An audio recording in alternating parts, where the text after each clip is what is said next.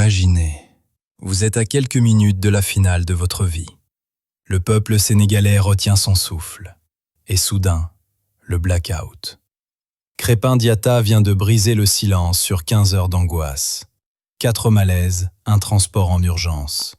C'est l'histoire d'un champion d'Afrique qui n'a rien vu de son propre sacre. Reprenons les faits. Le matin du match, Crépin se sent bizarre. Pas la nervosité habituelle d'une finale, c'est plus profond. Mal à la tête, douleur diffuse. Au moment du départ au stade, le corps lâche. C'est le début d'un calvaire médical. Il ne verra pas le but de Pape Gueye, il ne verra pas le pénalty raté de Diaz, il est aux urgences. Au Sénégal, les rumeurs enflent. Était-ce évitable? La lumière doit être faite sur ce qui ressemble à un accident de santé majeur. Mais ce mystère Diatta s'inscrit dans un marasme plus large.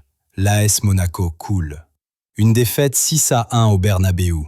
7 défaites sur les 8 derniers matchs de championnat. Le projet Pocognoli prend l'eau.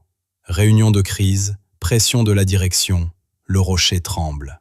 Est-ce un simple problème de dynamique ou une fin de cycle brutale pour des joueurs qui semblent avoir la tête ailleurs? Pendant ce temps, à Paris, l'hécatombe continue.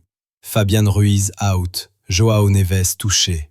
Et au milieu de ce chaos, Lucas Chevalier.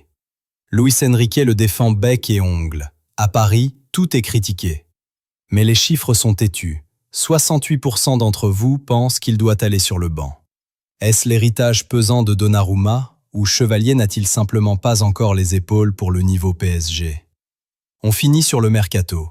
Florentino Pérez a un plan pour Vinicius. Contrat 2027, les négociations coincent. Des entraîneurs, il y en a beaucoup. Des Vinicius, non.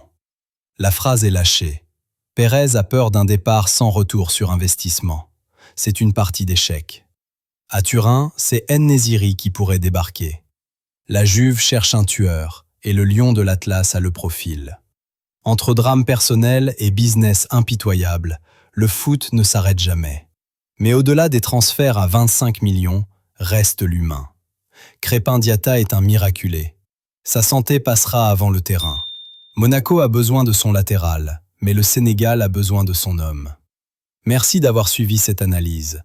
N'oubliez pas de liker pour soutenir le travail et dites-nous en commentaire qui est le coupable du naufrage de Monaco. On se retrouve demain pour le journal Chrono Foot. Ciao.